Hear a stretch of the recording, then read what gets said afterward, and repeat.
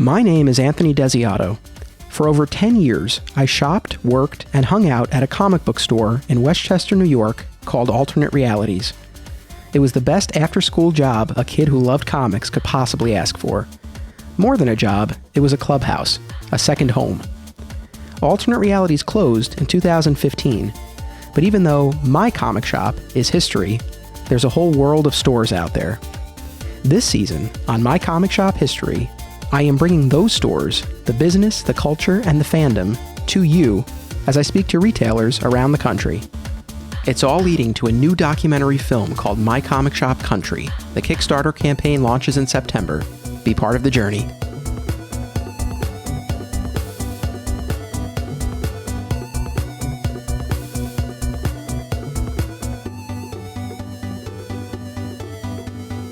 Welcome to My Comic Shop History. I am your host, Anthony Desiato. This week, my journey to comic book stores across America brings me to Philadelphia. I'm here at Amalgam Comics and Coffeehouse with the store's owner and head nerd in charge, Ariell Johnson. Ariell, welcome to the show. Hi, thank you for having me. I've been enjoying my cup of iced coffee here. It's delicious. Oh, awesome. Happy to hear it. I feel like you and your store, you occupy a unique space within the comics retail community. For a number of reasons, but what I kind of want to start with is the sheer amount of media attention and exposure that you've received, which I do feel is distinct. Not a lot of comic book stores are in that situation.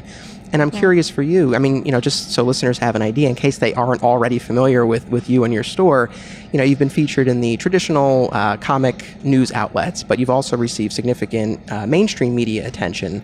ABC News, NPR, MSNBC, CNN Money.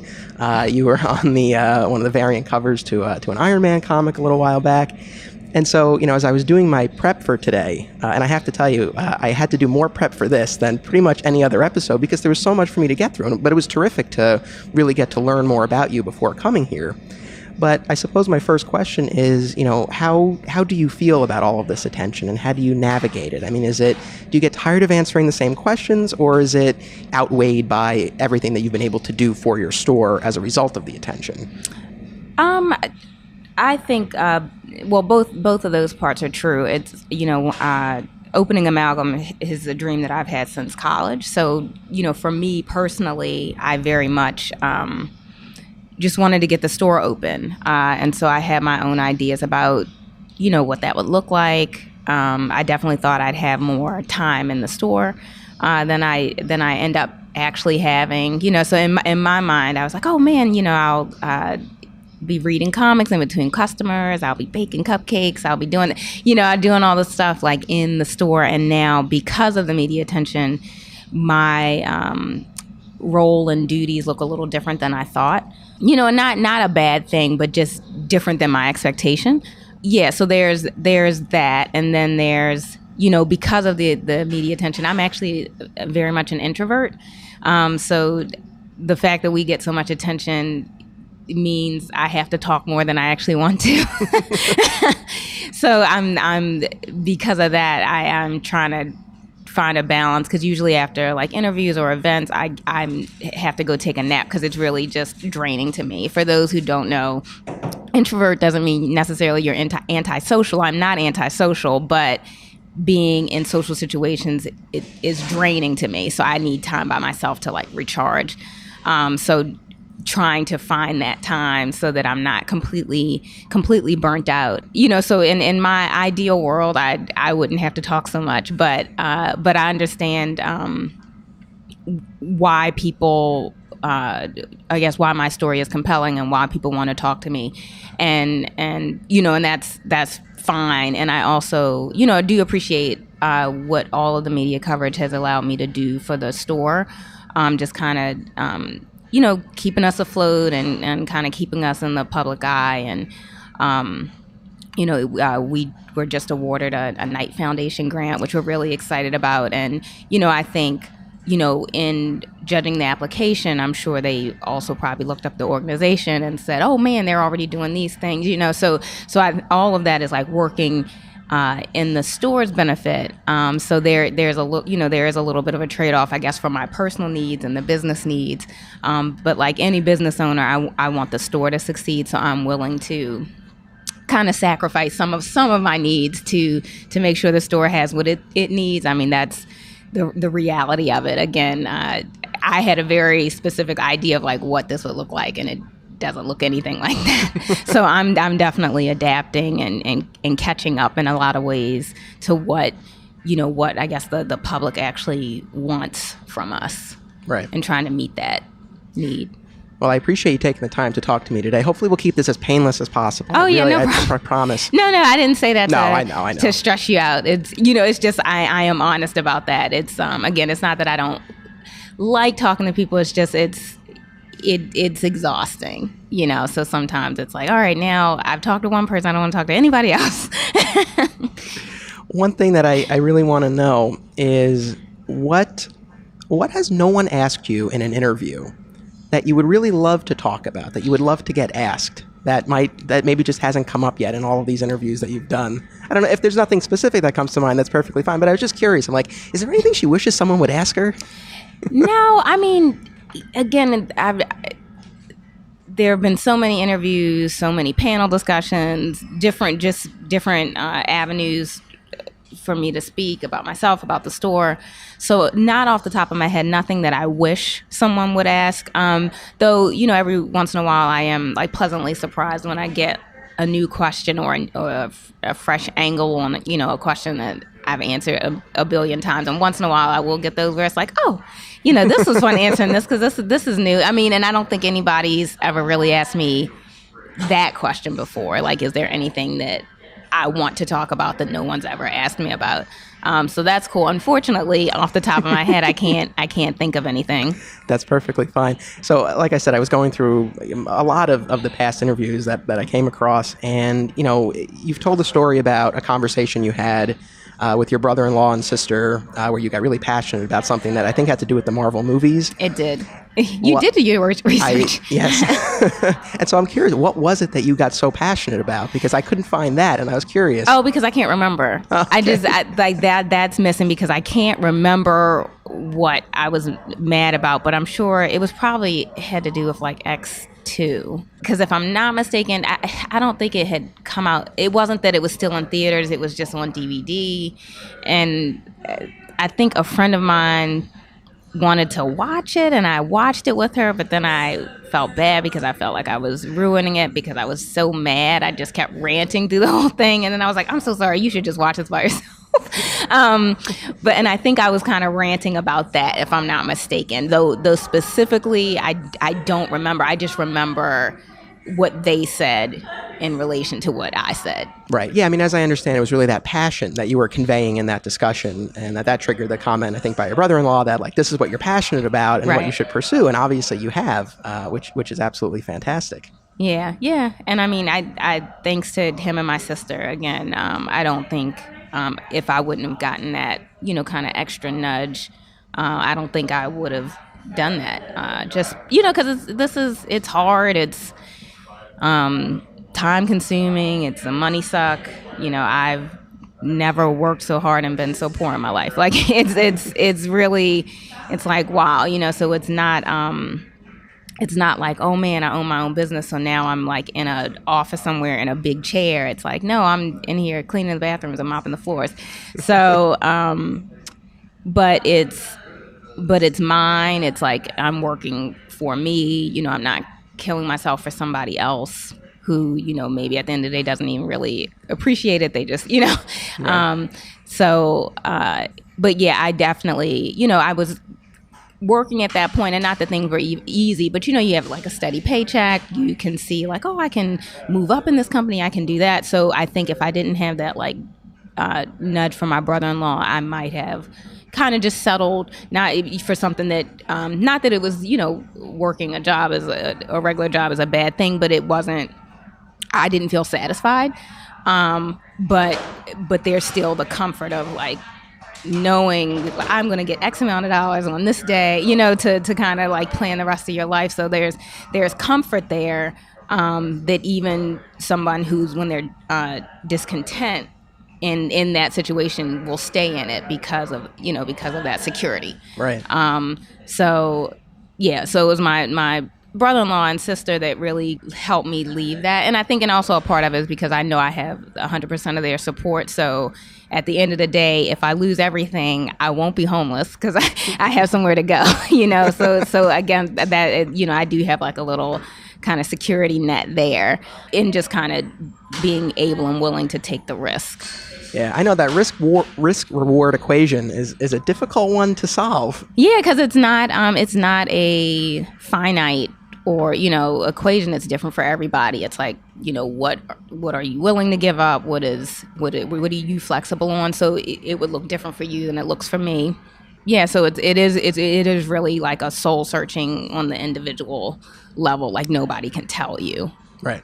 Yeah. And I mean, as far as, all of the work that goes into this, personally, I'm very interested in the business side of running a comic book store. What blows me away about this place is that it's two businesses in one, essentially, where you have the comic book shop and the coffee house, and they obviously are integrated. But you are essentially running two stores. Now, right. As I understand, you did have experience as a barista? Yeah, I worked as a barista for a year. So not to make it, I wasn't like managing anything, but I did work as a barista to learn the coffee side. Like I do have a business background, but I like to understand like the kind of grassroots of the business. So I didn't want to have a coffee shop and not know how to make a latte. Right. So I did do that research, and even like seeing how the business that I worked at, how they ran, kind of gave me ideas about how I might set up things or how I didn't want to set up things, to just kind of get the ball rolling. But we're a new business, and I am a new business owner, so things are still changing. We're tweaking where we need to, and we're in year 2 of the business now. So this is my year, to the best of my ability, because I'm still kind of being pulled in a couple different directions, but to the best of my ability, kind of getting us like on track as far as having processes in place, assign tasks so we know, okay, this person's responsible for this person's responsible for that, so we're not missing things. So we're still like figuring that out. I think one thing that has been a challenge for us specifically is because we've gotten so much media coverage, people think that we're bigger than we are, like that we're not a small business, like we are very much still a small business, and that we are older than we are, so that we, are running like a well-oiled machine, and it's like that's not necessarily true either. We're doing a great job, but right now, I still feel like we're keeping up in a lot of ways, and now I'm trying to get us like ahead of the curve, like so that we're not kind of frantically trying to meet needs, but we're having things in place to meet those needs when they come. So that that's one way that I guess the media attention has worked against us, because when we say, tell people, oh, we can't do that or we don't do that yet, they're like, well, I don't understand why. And it's like, well, because we're only like a little over a year old. Right. So it was December 2015 when you first opened up? Yes. Yeah, I would imagine, I was thinking about this, and I would imagine that would be both a blessing and a curse to get that much attention that early on. Because on the one hand, it puts you on the map, it gives you a platform to reach all of these people. People, have heard about your store. But at the same time, like with any small business, especially a comic book shop, there's a lot to figure out and a lot of challenges that, all retailers are facing. And so to kind of have to balance that with everything else, again, I'm sure it is both a blessing and a curse. Yeah. As far as the coffee house aspect, there were a couple of questions I was going to ask, but your signs address them. So coming into this, I was curious if people could bring books into the coffee section and sit down and read. And I see a sign that if they haven't purchased them yet, that the book should stay on the comic store side. Right. And then I was this is now the anal collector in me, where I'm like, oh man, like people are coming in with their beverages into the comic section, and I see that beverages must remain covered. Yes. Awesome. That's one reason we don't have like porcelain cups, because people are like, oh, are you going to get cups? And I was like, no. I thought about it because I do like, I like reusable things, carbon footprint and all that. And I do feel it can make a space feel cozy if you have mugs and things. But I also, I see people even sometimes with their covered drinks, they're like careless with them around the comic books, and I'm sure the people who are doing that are not really comic book readers, so they're just like whatever. But yeah, I just see the potential for a lot of damage if I allow people to just have like open drinks. So I don't foresee us ever changing that we just have like regular mugs. It's like everything is covered, so that people can browse. Because I understand people want to get a drink and browse, and that's fine. But I just want to make sure we're also keeping our inventory safe. We're keeping the comics safe. Some things are not as easily replaceable as other things. So, and the collector and me, it's like, can you don't sit that there. So, so I am mindful of that to kind of prevent accidents and such. Right. As far as the coffee house side of this, a few questions. One, what is your favorite menu item, either drink or baked good? I think I'm partial to the Italian sodas that we do. Okay. I like milk-based drinks, but normally I just make myself like a hot, sometimes hot chocolate, but usually just a chocolate milk. I'm 34. I still love chocolate milk. But as far as like the thing that when I'm like in the mood for something here, it's usually one of the Italian sodas. And we have different flavors, but I usually do like pineapple. Right. It's my favorite. Do you find, as far as people coming in, is there a certain percentage of people who, for them, this is just like a coffee shop that happens to sell comics? Or are most of the people coming in, into comics? Or like, what are you finding? I think it depends on the day of the week. So during the weekday, we do function more as a coffee shop. So not that those people aren't buying comics or aren't comic book readers, but, people are coming in with their computers, they're buying a drink, they're sitting down and doing work for a couple hours. Saturday is our big book day. I was going to say the weekend, but even Sunday is a little more chill. Again, people working. We have gamers that meet up here on Sundays, but Saturday is the big book day when people are in here clearing out their pull boxes or, perusing the new release wall, things like that. So even more so than a Wednesday? Yeah. When we do have our people that come in on a Wednesday, we have one guy that we open at 7. So he's here right at 7. So he enjoys the fact that he can get his books before work. Yeah. But yeah, even Wednesday is nothing like Saturday. That's been interesting because, again, even when I was kind of mapping out what our sales patterns would be or what they might be, I was looking at, my local shop, other shops that I've gone to, the patterns that I saw. And so I was thinking Wednesday and Friday would actually be bigger days because new release day and payday. So it's interesting because our shop just looks very different, even because Friday is actually a very quiet day in the shop unless we have an event happening. It's just very chill. And then Saturday is usually like a little frantic. Right. Yeah, I was struck. You do open very early most days, 7 a.m. Yeah, so Tuesday through Friday, 7 a.m. And again, just to catch the people going to work. Yeah. We are right along the path you would walk to get to the train if you commuted that way, and there are a couple bus stops right outside our door. So just to kind of catch those people who might want something on their way. And it's before we recently changed that because before we were opening at 8 Tuesday through Saturday, and we just had a couple customers mention like, oh, would you ever think about opening early? So we figured, hey, why not? It's just it's just an hour, and especially as more people are moving to the neighborhood and know we're here, that early morning traffic I think will be well worth it. And then Saturday it's a more chill day, so we don't open until 8, and then Sunday is our very chill day. We don't open until 10. Yeah, you can sleep in on Sunday. Yes. Well, I don't, but everybody else can. I'm still here no later than 7, so. Yeah, would you mind, because I'm not super familiar with this area, would you mind telling me a little bit about this Kensington neighborhood that we're in and why you selected this spot for your store? Yeah, so Kensington is a neighborhood in North Philadelphia. It is between Port Richmond and Fishtown. I actually, when choosing a location for the store, I looked at a few different places. I was looking at West Philly. I was looking at South Philly and Point Breeze. But West Philly I decided against because at the time there was another comic book shop there that given the location I wanted to be in West Philly, I thought we would be too close. And I didn't want to intrude on another store's territory. And then Point Breeze, because it's in South Philly, it's not easy to get there through public transportation. You have to take a bus in addition to whatever train. So I was just thinking as far as like foot traffic, or just kind of people traveling to actually get to the store would just kind of be a little bit of a hardship.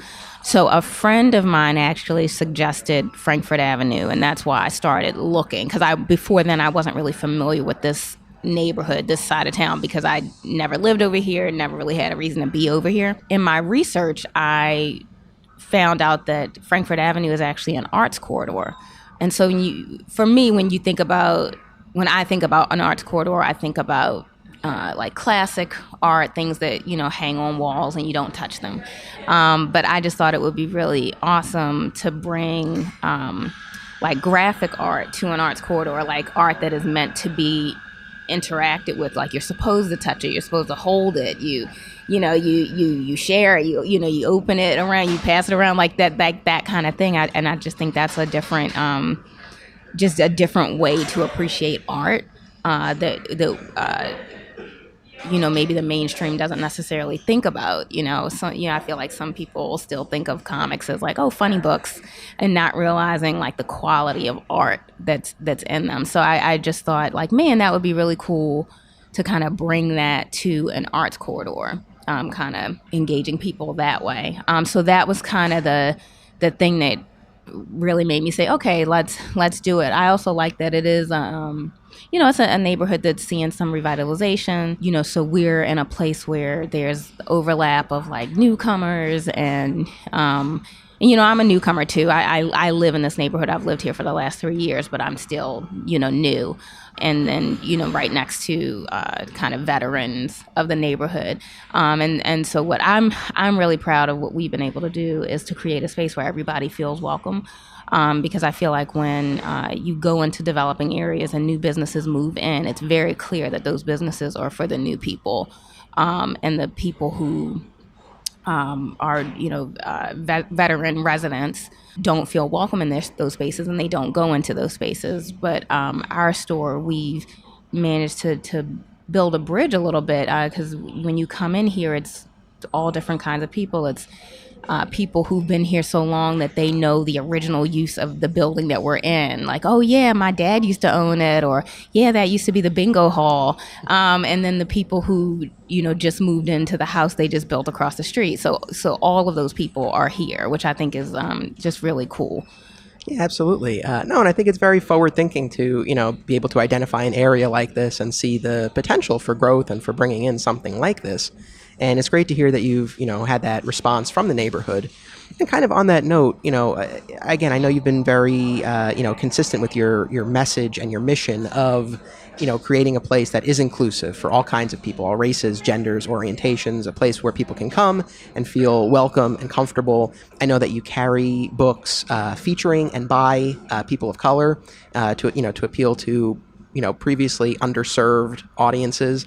And so sort of on that note, for people who, again, might not be familiar with what you do, I mean, what would you like to share with listeners about, your mission for the store and the types of things that you do? What should people know about Amalgam? So Amalgam is an all-inclusive community geek space. That's my term for it, the term that I've coined for it.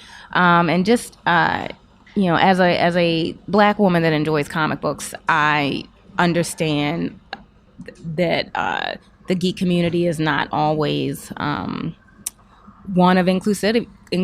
You don't always feel welcome. You don't go into every store and feel like they want you there. You don't go into every store and see other people that look like you. And that can be uncomfortable. And I think that has been a hindrance for some people as to why, they maybe never got into comics because I like them, but. And so I think online comics has helped with that because it gives people a way to read comics without actually engaging anyone. It's like you can, buy them from the safety of your home and read them on your tablet. But I think while that's awesome, while that is awesome, there's also a piece missing because I like to share ideas. So I like to read things or watch things or whatever, consume media and then discuss it, like discuss the themes, discuss the larger worldview of what was said in that comic or what was said in that television show. I think there's a lot to unpack. When you're reading these books and these stories. And so if you're only reading online and not discussing it with anyone because you don't want to feel uncomfortable, you're missing out on that piece. So and I understand all that. So I wanted to make a space where any and everybody can feel welcome. They feel comfortable being who they are completely. They don't have to, hide aspects of their personality because, there are some people who've always liked comics, but the people closest to them don't know that they read comics because they don't want to be made fun of or whatever. And this is a space where you can safely, be who you are. And we ask everybody who's in our space to be respectful of everyone else. We've never had an issue, but as far as like people respecting other people. But if we ever did, we would make it clear like what kind of space this is. And if you're not okay with that, then it is not the place for you. You know what I mean? And yeah, so just knowing that. And also, I got into comics by way of Storm. But I didn't learn about Storm until I was 11. So up until that point, I'd never seen a Black woman superhero. And so meeting her at age 11, changed my life. And I think the reason I'm still into comics at 34 is because of Storm. She just kind of anchored me to it in a way that no other character could. And, I don't want other little girls to have to wait until they're 11, because little white boys don't have to wait that long because they have the Hulk and they have Spider-Man and Batman and Superman and Thor and Iron Man. They have all these people. And when you look like me, you're scratching your head trying to put 5 people together. And so I don't want the next generation of young people to feel that way. You should be able to see yourselves because you matter. Stories about you matter, and your voice and voices like yours deserve to be heard. So that's why it's really important for me to make sure we're carrying works that are representative of the population. I don't like to say, I try to get away from saying diversity because diversity to me sounds like a formula. It's okay, so all right, so we've got 10 white people and there's a gay guy who's white and an Asian girl and a Black guy. We're good. We're diverse. You know what I mean? That it can turn into a formula as opposed to who are the people that when you walk outside your door that you see? That's how that's how a book should look. You know what I mean? It should show the people who actually exist in the world. So I work really hard to have things that are just, again, representative of the larger population so that no matter who you are, if you come in, you can find a book that speaks to you or a character that you can identify with for whatever reason. Because I think that's really important. So we've really kind of centered our mission around that. And that came, that evolved as I actually actively started to work on my business plan. Because as I said, I got the idea in college, but it wasn't until 10 years later that I actually really started to sit down and figure out, okay, well, what if I did this, what would it look like? So in the beginning, I just wanted to open a comic book store, but, just as I got older and, just became more aware of things and the lack of representation for, certain people, I realized that, my store could be a platform to change that. And here it's not an afterthought. It's not like a marketing ploy, we can make X amount of dollars more if we have books with Black people in them. It's not an afterthought because that's, I'm a part of that market. I want to come in and see, Black and brown people on the shelves, so it's always at the forefront of what we're doing, which I think is one thing that kind of differentiates us from some other stores because it is so much of our core focus. One thing that I was curious about for other stores out there who maybe it's an older white guy behind the counter, but who would want to do some of the things that you're doing, what would be some of the ways for other stores out there to try to emulate this model and be more inclusive? What are some of the things that they can do? I think hiring practices, of course. It's definitely beneficial to have different viewpoints working in the store, because there are some things you can't know because it's not your experience, So, I am, cisgendered. I'm heterosexual, so I don't have personal experience with like queer culture and what that means, and I recognize that, and I'm not trying to like overstep my bounds, but I have queer people that work here, and I have queer friends and family, and so you just kind of keep your ears open, listen. It's like, oh, well, I heard about this, you should get that. Even customers come in and say, oh, well, I heard about this book, you should maybe look into it. And like taking all those things seriously to bring in like what your customers are asking for, or even just cool things that you've heard about through whatever your grapevine is. But I do think actually having a staff that is again representative of the kind of people I guess you want to pull into the shop is important, because no one wants to feel pandered to, so I don't necessarily want to go into a store and come into the store and have a crew of like white men pushing black comics on me. You know what I mean? Right. Because it would just like, wait, what's happening? You know what I mean? Right. Yep. Yeah. It's awkward. So I think, and not that you can't be white and be excited and sell black comics, but it's just, again, it's the way you do it. So it's like, so if you think that's important to have these black books on the shelves, then it should be equally important to have black people working. Or if you find it important to have queer titles on the shelves, you should find it equally important to employ queer people. And I think that that means more, than just like, here, but we have this book. Right. Again, like willing, open, diversify your hiring practices, and listen to your customers. Because again, like I know everything that's out there, especially like the more independent stuff or the lesser known stuff. So when someone suggests something, I always write it down and research it, see if we can get it, and bring those books in, because that's what our customers want. Right. No, that's very good advice. And for anyone, who's a retailer or wants to be a retailer and they wanted to know more, I think that is fantastic advice. So again, this show is called My Comic Shop History. I usually ask my guests what their comic shop history is. And I know already a little bit. I know your routine when you were in college, right, was Fat Jack's Yes. comics. And then I know you would take your books and go to the coffee house across the street to read them. Yep, Crimson Moon. Right. And so what was the Fat Jack's experience like? So that was actually my first comic book shop. Before then, I would read a friend's collection, so I never actually went into a store before. But when we all like graduated and went our separate ways, and I ended up here in Philly, I still wanted to read books, but now I didn't have access to them, and so why did I know about Fat Jack's? I think there was like a play that Temple students put on while I was in school, and I walked past this comic book store, and it was closed because it was later in the evening. But I was like, oh my goodness, a comic book store. I was like, maybe I'll come back here. And I think I actually walked past a couple times without actually going in, like kind of looking like, do I want to go in? Do I want to go in? Again, for those same reasons. It's like, I'm black, I'm a girl.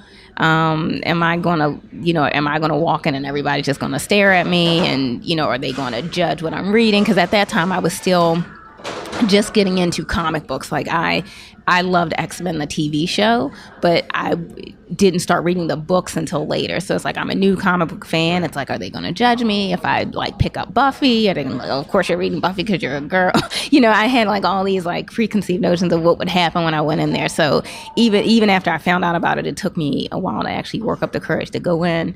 But when I finally did, I had like a really great experience there. Again, I think if I would have had a negative one, that might have also kind of deterred, my interest in comics. But yeah, everybody there is like super great, helpful. So, eventually I was like a regular. I had a pull list, even got to the point where if I didn't come for a couple weeks, when I came back, people were like, where have you been? It's kind of thing. So it was like a great experience. I still love that store. I'm not in Center City or up that way very often, but when I am, I always try to pop in check out what's going on there. Awesome. Just a quick side note, as far as getting into Storm, you mentioned the X-Men show. We're talking about the animated series from the 90s? From the 90s, yeah. Okay. The one on Fox. I was more into the Spider-Man show, but I watched X-Men occasionally. Yeah, I watched the Spider-Man too. I liked it, but again, like for me, X-Men is home base. Gotcha. I guess shifting back a little bit to, the media side of all of this. Now that you have such a larger platform, do you ever feel restricted in any way, like when you're posting something on your personal page, because you do have so many people watching? Like, is there that, with great power comes great responsibility, but like that idea of, you are now a role model for other people, and, you might have to watch what you say a little bit more, or have you not found that to be the case? Well, I still say what I feel like needs to be said. Even the things that, I guess some people would feel some type of way about, but it's like this whole exercise for me of wanting to open a store is also a way for me to fully express myself and explore who I am and fully understand who I am. When I was a part of like the traditional business world, I always said like I felt like I was in costume all the time, and I was in cosplay that I didn't want to be in. So I'm have to wear, sensible shoes and, knee-length skirts and pinstripe jacket, like just everything. And again, not that that's a bad thing, because that's my sister. My sister and I are like yin and yang in that regard. And so it's not that it's a bad thing. It just wasn't for me. So I have been struggling with that, like, during my quarter life crisis. I've graduated college, I'm working, and then it's like, is my professional career going to be me pretending to be somebody that I'm not? And I don't want to do that, which is a part of the reason that I didn't feel content in my professional life. So having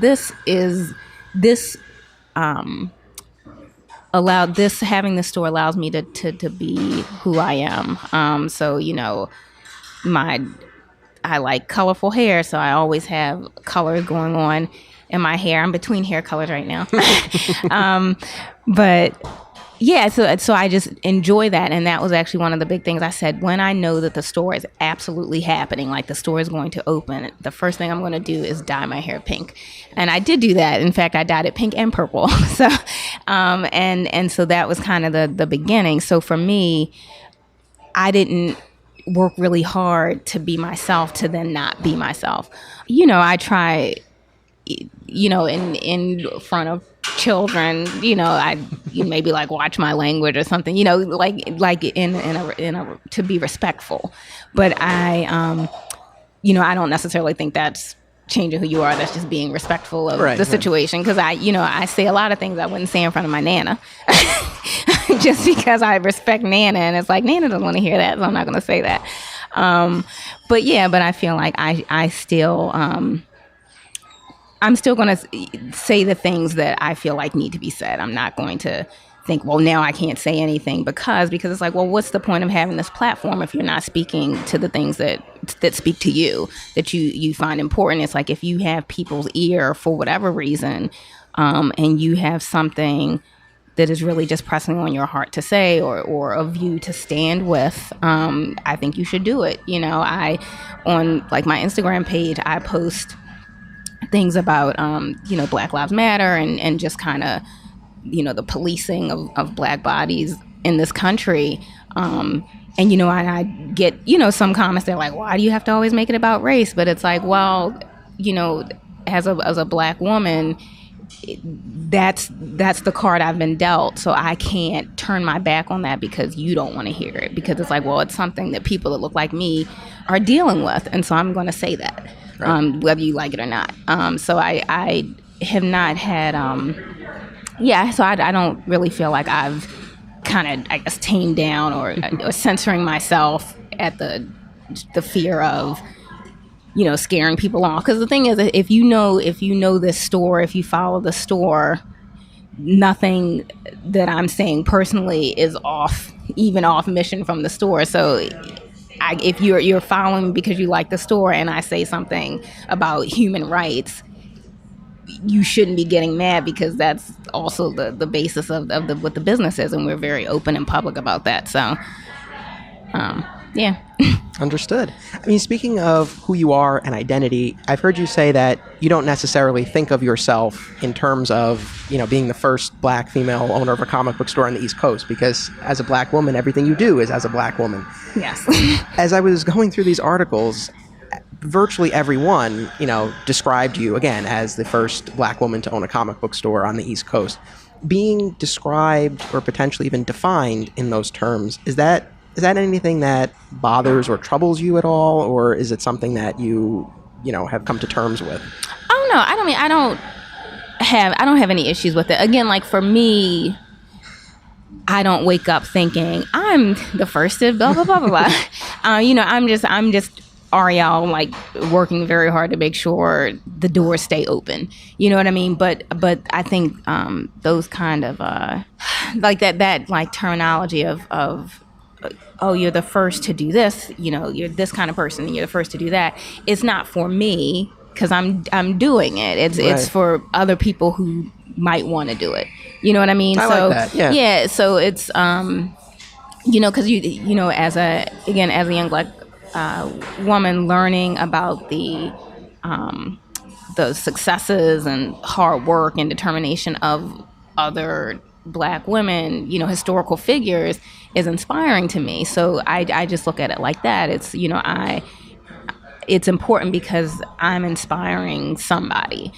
Somebody saw me, not even necessarily a little girl, but a little girl, little boy, adult, whoever saw me, and then decided, well, I'm going to try to do the thing I want to do. It's just kind of like a stepping stone. So I definitely don't I don't have any issues with that. I hope if I am an example to, of course, people I've never met, to strangers, I guess my biggest thing is to that I'm also like an inspiration to, like I have a little niece who's super geeky in a slightly different way. She's like a gamer and anime nerd. So but I hope that the fact that I am expressing myself and like living in my interests and being proud of that's an example for her to not, again, being a young Black girl who games and, in a world where things like Gamergate happen, you know what I mean? But that she could be confident about her interest and not let anybody make her feel ashamed or like she doesn't belong.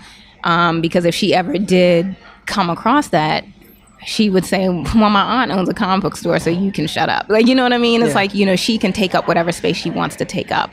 Again, so for that reason, I would never, it's not a burden, because I know that it's having a positive effect on someone somewhere. Something that means something to people out there. Yeah. No, that makes sense. And I think that's a great perspective to have on all of this. You mentioned earlier that, sometimes people assume based on all the attention that you've received that, the store might be in a different position than it's in, but obviously still a relatively, young business. And I assume dealing with a lot of the same issues that other comic shop retailers out there are dealing with. I mean, you have to work with our distributor, I say our, like I own my own store, but, working with the distributor, dealing with shortages and damages, delinquent customers. I mean, are things like that part of your day-to-day routine as well? Yeah, I mean, well, delinquent customers, it's more like, come clear your box out. Yep. Yeah, that's all. Yeah, it's not. I call them delinquent customers. Okay. Yeah, so it is. And most people understand that. It's like, oh, if we give them a call and say, hey, it's been a month. Are you going to come? And they're like, oh my gosh, I'm so sorry. Yes, I forgot. Yeah, and I mean, there are dealing with the distributor and things like that. Yeah, I mean, those are not fun things necessarily, but it's a part of it. Even if you're doing something you absolutely love, there's going to be some aspect of it you hate, because that's just what it is. So yeah, those are I don't want to say hardships, but those are challenges. But you just meet them, you deal with them, because again, in the bigger picture of what it is you're trying to do, that's a very small thing. Right. As we wind down here, as our time reaches its end, I do want to touch on the future of the store, and you hit on this earlier. So first, congratulations on being awarded this grant. Oh, thank you. That's fantastic. I'm really excited. Yeah, so it's a $50,000 grant to renovate the rest of the building and create a programming space to, as I understand it, educate aspiring comic book creators? Yes. So it's going to be called Amalgam University. Is that the plan? Well, it has kind of gotten that name. I don't think I said that. I think somebody just, kind of in quote Sure. Amalgam University. So we don't have an official name for it yet. The name of our proposal when we applied for the grant was Up and Away, building a programming space at Amalgam Comics and Coffeehouse. So I have not named anything officially as far as like what this whole thing will be called. But Amalgam University is what's being thrown around. Yeah, so what the grant allows us to do is to renovate the rooms in the backs and then open that up to the public so that we can have classrooms and workshops. Like we already do classrooms and workshops and meetups, but that will give like a permanent space for that kind of thing, and also enable us to have things going on not on the sales floor. Right now, whenever we have any kind of workshop, it's happening in the back, which we've kind of is open as our event space, but it's still technically happening on the sales floor. So it'll be nice to have like a, more of a private room Gotcha. for certain things like that. But then in addition to this room, we are going to be working to build curriculum to teach aspiring comic book creators. As a retailer, I get a lot of submissions for people who want to get their books on the shelves, and not everything is great, and it's not necessarily because the ideas aren't there, but it's the writing is clunky, or the technique might not have been developed properly. Right, or and so because it is an art form, and so you need to learn how to do it, and I understand. Not everybody has those opportunities. Like, money is a very real thing. I did not grow up with a lot of money. So I understand being, not having access to things because you can't afford to have access to them. So what we're trying to do with these programs is have something that is affordable that people can use to kind of hone their skills. So they understand how to storyboard for a comic book. They understand writing, and they understand how to tell a story through illustration. And then even, and we want to do these classes for both adults and children. But even so, in my mind, I'm thinking more of the adult side for this, but for people who have more of a finished product and they're trying to pitch it to publishers, or, how do you, build your resume if you're trying to, get a job at Marvel? How do you do that? So to help people, give people those skills so that they can kind of be on equal playing field when it's time to get jobs or get things published, because sometimes it's just like the polish is lacking, right. and this is comic books are big business now, so if you're not on that level, you're going to get passed over, and again, not because the ideas aren't there, but just because it doesn't have that polish. So we want to just kind of help people as they're working to do their thing. That's terrific. No, I mean, I can't wait to see, to see this as it takes shape. It's more of a business question, but for the self-published works that you do carry, are you buying them outright from the creators, or is it more of a consignment system? It depends. I prefer to buy it outright because then there's less follow-up for me, paperwork-wise. But there are a few titles that we have in that are on consignment. But even that, I only allow a few because, again, we have to keep track of that. Right. And our system is not sophisticated enough. Our computer system where we get notifications, so it is literally have files for every person that we have consignment with, and I'm checking it to see what's sold, and then now I have to cut them into, so for me it's just easier to write one check and then be done with it. So we do a little bit of both, but again, I'd prefer to do the outright buying, and then also sometimes what we are able to do is dictated by what's going on with our larger distributor, what we have coming in, because sometimes it's money's tied up there, so I don't have the funds to do everything that I'd like to do. But I think that stuff will come as more people know about the store and support the store, and then we'll be able to do more. So right. Yeah. Now, as host, occasionally I have to play devil's advocate. So, obviously you have the coffee house section building up now this educational program as well.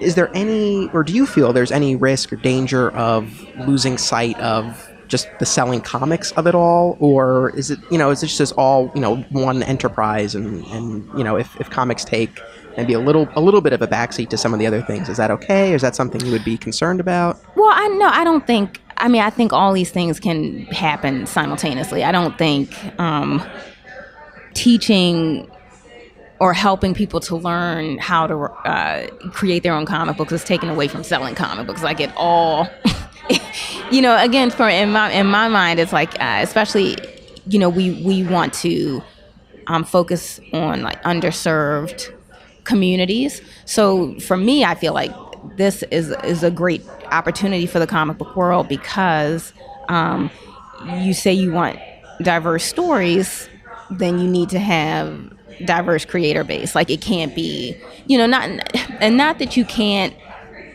be different and write about somebody else. Not that you can't do that, but I do think it's problematic where if, we are introducing all of these like diverse characters, but they're still being written by white guys, like only like that, that's problematic. So I think like this university or I don't want to call it that, but this is like these workshops would kind of help to meet that need of like genuine voices that are telling different kinds of stories about different kinds of people.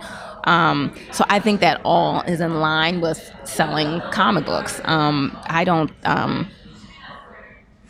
think anything takes a back seat here because I think I've had questions where people say, well, is it more about the coffee? Is it more about the comics? And again, what we're selling might vary depending on the day, but we are equally a comic book store. We're equally a coffee shop. You're an amalgam. We're an amalgam. Yes, it's like we are doing both, and I think you can, even with this third piece, it's still kind of in tune with everything else. We're not like now we're making T-shirts. It's like we're not changing the focus. The comics and the community are still the focus of everything. So I don't think anything is going to take a back seat. They'll just be this other moving piece, if that makes sense. Yeah, absolutely. Well, listen, Ariell, it's been terrific speaking with you. It's really been a pleasure. I've loved learning more about your store and everything that you're doing here. Is there anything else you would like to share with listeners? Yes, I'll just do our little rundown. Amalgam Comics and Coffeehouse is located at 2578 Frankfurt Avenue in the Kensington section of North Philadelphia.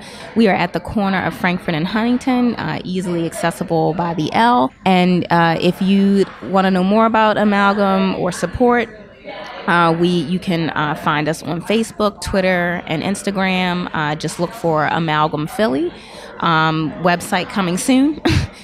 So that if you are far and abroad, you can buy things from the shop via our online store. So all that's coming, and we're working really hard to like meet the needs of our customer base, of our supporters, and we appreciate each and every one of you. Awesome. Well, thank you again for taking the time to do this. Thank you to all of the listeners for tuning in. My Comic Shop History will return in 2 weeks with an all-new episode. Next week, it is a new episode of my other podcast series, Flat Squirrel Tales Beyond My Comic Shop, so be sure to tune in for that. We'll see you back here in 2 weeks, and until then, don't be a flat squirrel. Next week's episode of Flat Squirrel Tales features a television club discussion of the CW series Riverdale based on the Archie Comics characters. And coming up on My Comic Shop History, we have our 2-part New Jersey episode featuring Zap Comics, Fat Moose Comics, and Dewey's Comic City. Be sure to subscribe to both Flat Squirrel Tales and My Comic Shop History on Apple Podcasts. Hesitation kills. Don't be a flat squirrel.